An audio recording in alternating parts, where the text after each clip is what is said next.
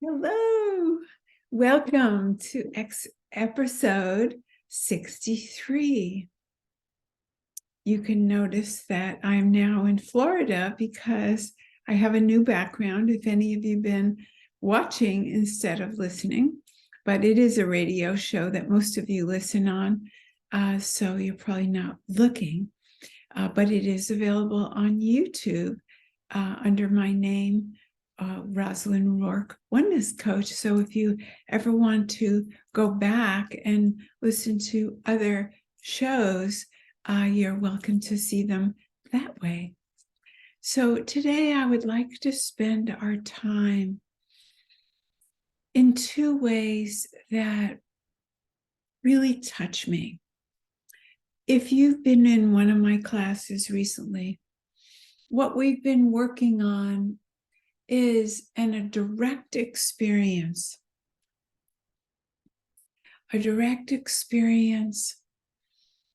of stepping out of the personal self. The Course in Miracles would call that our ego. So let's do that first off together, because you may not be a Course in Miracles student. You may be just looking to feel a way out of your stuck place in your thinking and your feeling. And that's the place that the Course in Miracles talks about as separation, where we feel it's up to us, we're doing our life completely on our own, and it feels kind of overwhelming if we tell the truth. So let's go to that experience and have a direct knowing of something different. And it doesn't take very long. So come with me. Pick a topic that you would wish to change the channel on. Most of us have one or only a couple of topics that we go over and over again, either in the manner of worrying, or we think it over, or we feel it over and over and over. There are three things about that situation. It loops around with no different outcome every time we do it. That's one. Two, it's contagious. So if we're hating our bodies, or we're worried about an event, or we're fearful of something, those around us pick up something. They may pick up not the exact thing. They may think something's wrong with them. And you might be thinking something's wrong with you, or something's wrong with somebody else. But the toxicity of your thoughts and feelings are contagious, not necessarily the accuracy. Sometimes people pick up the exact thing you're thinking of. I remember when my daughter was what the world considered overweight, and she was on some particular diet. And she was eating a big bowl of granola. And I walked by. I thought I was being extremely neutral. And she said to me, "You think I shouldn't be eating this?" Those were my exact words. "I think you shouldn't be eating that." So sometimes people are accurate. So the feelings loop through over and over, all, like what's the question, what your worry is, what your answer is, whatever your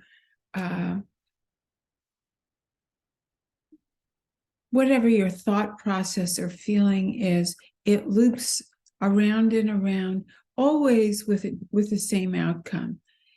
Because if it had a different outcome, if you had an awakening, an opening, an insight, it wouldn't be looping.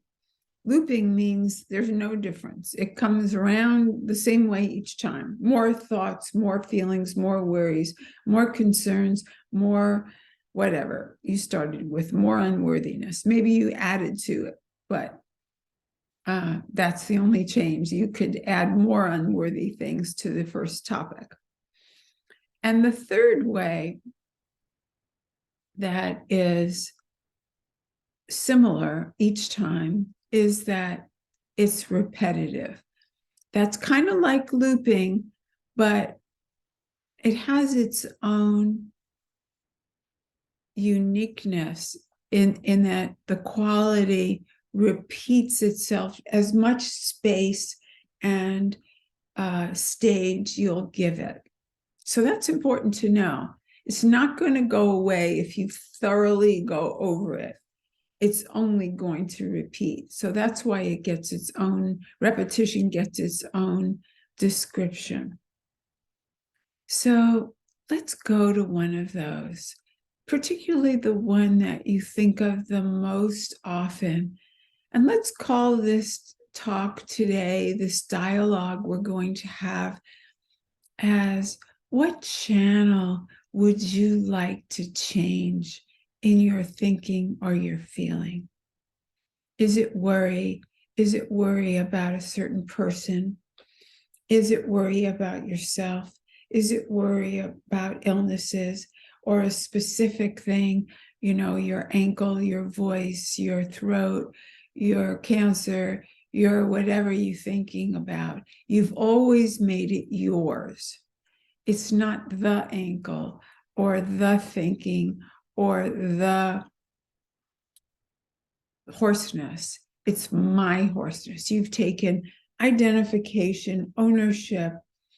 You've made it yours completely. And maybe it's your daughter or your husband or your friend or your partner or your son or yourself. Doesn't matter. Just go there. Pick it up. Pick it up. Maybe it's your house or your money. Pick it up. Get into it. Feel how much it is yours. It's up to you to fix it. Nobody else is going to do it. If not me, then who? Come on, you're there, right? All right, that's good. You're feeling it. Now, address this same subject. If it's a person, your house, or your money, whatever it is, widen your viewing point by bringing presence. You're not just going to be interested in the loop, the way you've gone around it, but let's say it's your husband. See him. Let's say you're critical because you think he's a lazy bum and he doesn't help, and he lays on the couch and he watches what's the season now? We've just finished with baseball, and I guess we're getting into football. You can tell I'm not in this, but let's say he lays on the couch with his buddies or with his beers or whatever doesn't matter. Could be about yourself and your body, doesn't matter. But now bring a wider presence. Stay as though you're bringing a friendliness, a different energy, as though you were seeing your husband and he could see your thoughts, or your body could see and feel your thoughts about it, and be very, very present. What I mean is you're open. You're still thinking what you think, but now you're bringing an awareness. I'm doing that same old thing. I'm judging my body. I'm judging my unworthiness. I'm judging my husband. And bring your heart to it. Bring your breath to it. widen your stance like you're looking not from inside the problem, but from outside. You're seeing the situation. If you're a Course in Miracles student, you're seeing it as Holy Spirit would see it. If you're not a Course in Miracles student, you're seeing it perhaps as other people would see it. If you're of another persuasion, you might see it as God would see it, or as your higher self would see it.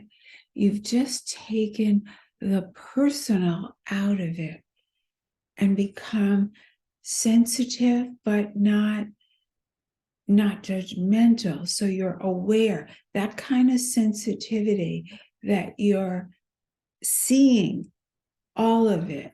When you were into it, you are hardly cognizant of how harsh you're being. Or maybe you were, but you still felt like doing it anyway because you deserve it and you felt like you deserved it. But now step back again. Step back again into that wider stance where you're seeing it from another perspective, from maybe the impersonal.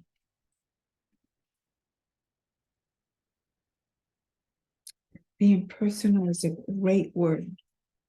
The impersonal is the opposite of the ego. If the Course in Miracles is correct, and the Son of God is sinless, and in Course words, the Son of God is everyone. It's every woman, every child. It just speaks in that historic language. The Son of God is sinless. We are all free. I'm still as God created me. What does that mean? That means I'm sinless. I am the divine. I am the embodiment of the divine. How can that be? Only from the impersonal. The personal, unless you're a narcissistic, arrogant person who wants to rule the world as some politicians might, we'll name them nameless. You can't really feel like the divine. It's something that's been conditioned out of us.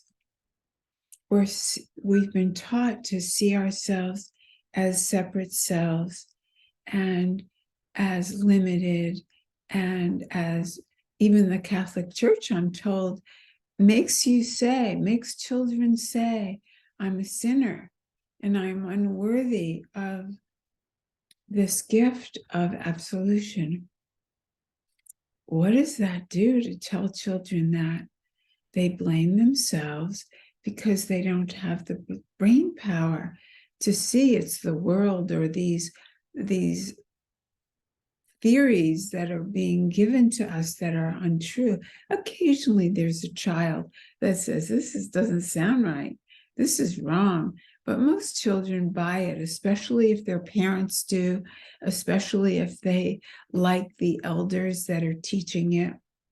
Most kids, and even if you don't buy it and you fight against it, it still has its effect on you, because now you're feeling separate from your parents and your siblings who do feel that way. It's not a great experience to be alone in your feelings and not feel what we should have been feeling, which is we are all embodiments of the divine. Now, what does that mean? You might be saying, well, there's a lot of bad in the world. Yeah, there is. The world is full of good and bad. That's the polarities. But underneath the polarities, Just like we could all feel presence, we could all feel something bigger than the personal self.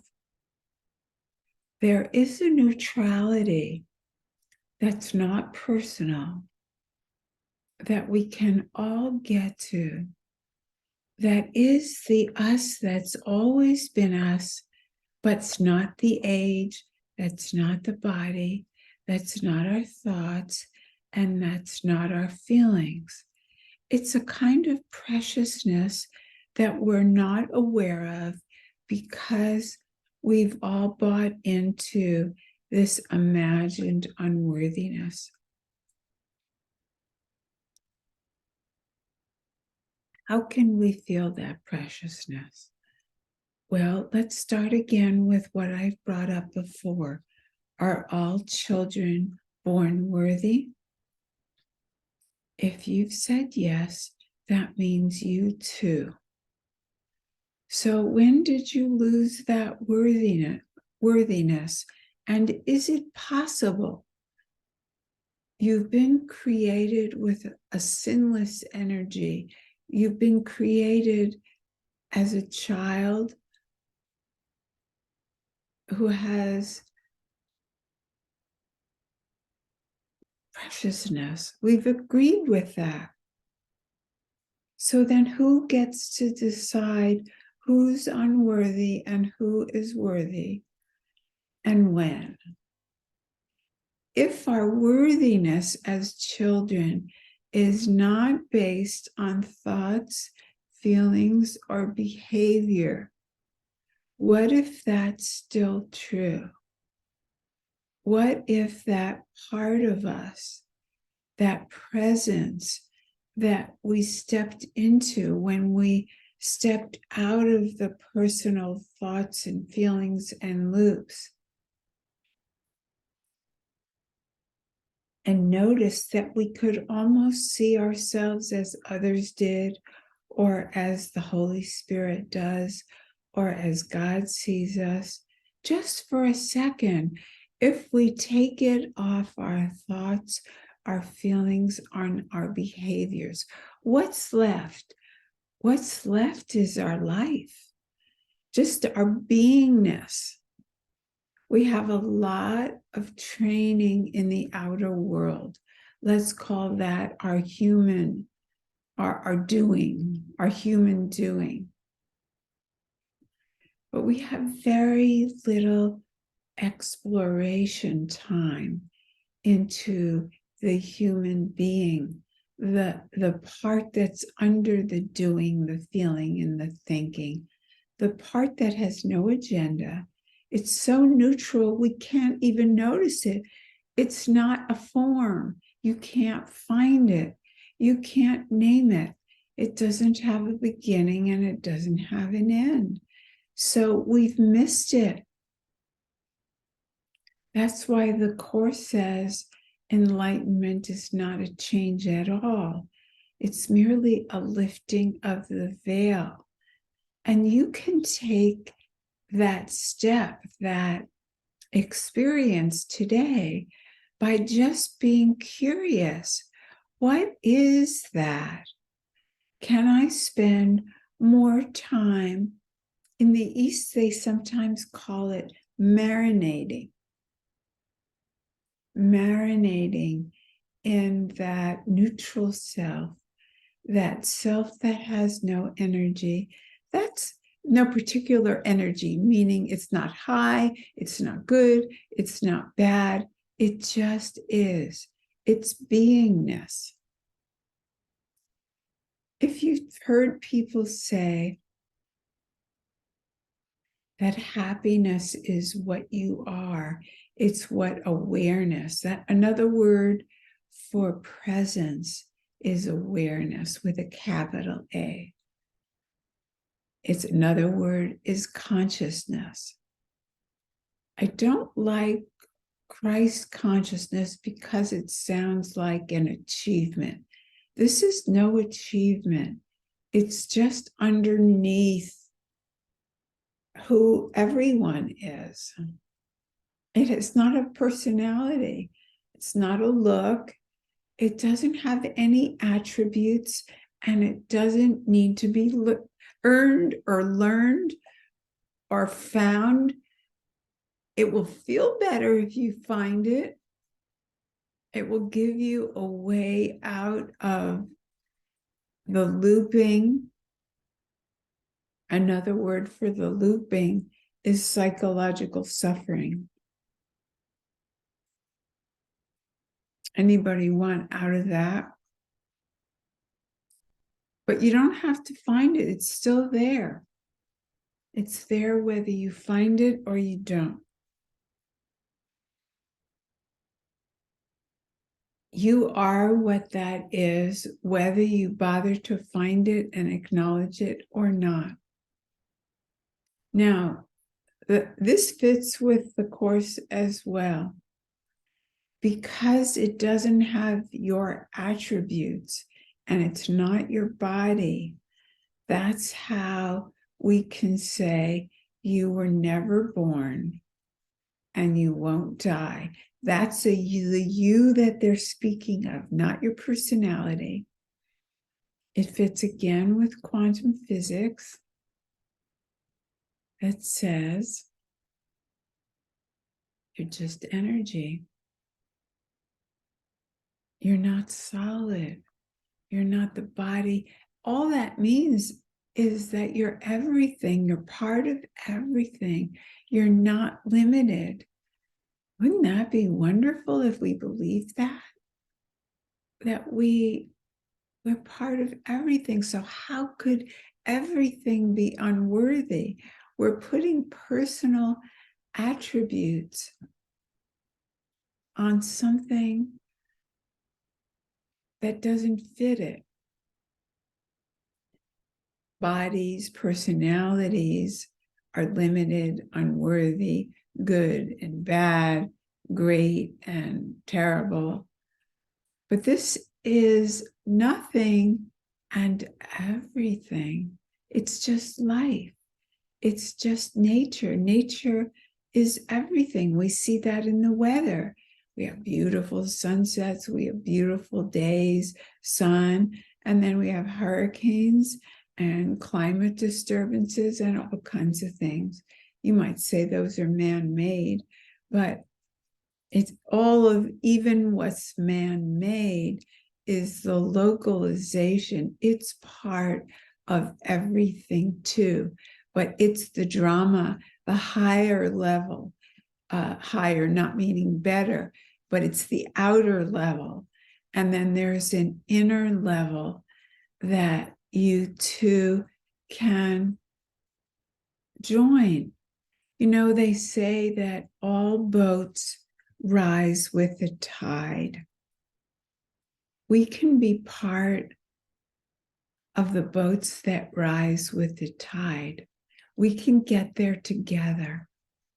I love that part of the Course in Miracles where it really focuses on something different than the world. The world has games, these sports that there are winners and losers, and you get the point and the other one doesn't. But the Course is different. The Course says you have a problem with someone, get there, get to freedom with that person. Don't try to get there alone. You'll get there faster with that person because that person is showing you things that you need to see that are also true about you. But there may be ways you haven't done the same thing. But they're your mirrors, they're your teachers. They're teaching you things you didn't want to see in yourself. Maybe there are things you haven't done, but could have done if it weren't for the grace of life. So, what could the doubters say? What are the objections to what I'm saying? Can you think of what your objections are? Yeah, that could be true for you, but I don't feel it, or I only feel it when you talk to me, and then I forget it, so it goes away. Well, it never goes anywhere. Presence is always available, but we turn away. We turn away because not because we're bad or because we've lost interest. Something else, the outer world, has taken hold and taken our perspective, our focus. And we have to be very patient. Question it, yes, bring ourselves back.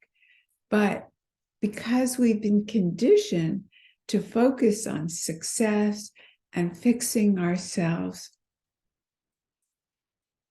we must expect it. We spent X number of years on this same trajectory. And now, are we turning around? Are you going to turn around with me and spend a little more time abiding in this presence? What is that presence again?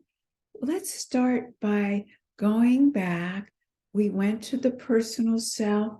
We went to the looping, repetitive channel. And we said, let's widen the channel. Let's turn the channel like it's a radio show. Let's go to another perspective. How would somebody else see this? Oh, maybe they'd agree. So maybe don't use a person. If they would agree, go to spirit. What would the spirit of whatever it is you believe in, if it's Holy Spirit, if it's God, if it's when you were a baby, how can this be true that you're this unworthy? I don't care what you've done. Doing, thinking, feeling is of the upper world. This world is not concerned. The underworld, the presence world, is not concerned with that. The Course in Miracles has you look at your thoughts and your feelings just to see what they are. But then the Course does not ask you to stay with them. This is another way to let them go right now. The first chapters of a Course tells you your thoughts are a pile of you know what. They're worthless. You can throw them away. They're crazy. They're insane. They make no sense. And so the Course is never saying mind training is a matter of staying with your thoughts. No, let them go. If the Course was able to respond to this, I think they would say, right on, just go to presence. Presence is the Holy Spirit. So you're skipping the step of putting it on the altar, and then how most of us take it off the altar and take it back with what you call responsibility. Let's just leave it. Let's just stay with presence. It's a direct experience of a lighter, freer place of causeless joy. Causeless joy means the joy is a lack of suffering. It's not the happy, I just got a Maserati or a house or a partner or an orgasm or whatever. You didn't get anything. It's what you are underneath. What a relief. It's like the joy of not having a headache anymore. It feels amazing. So come back with me next week and we'll see what's up for us to talk about. Goodbye, namaste, and presence be with you. Bye.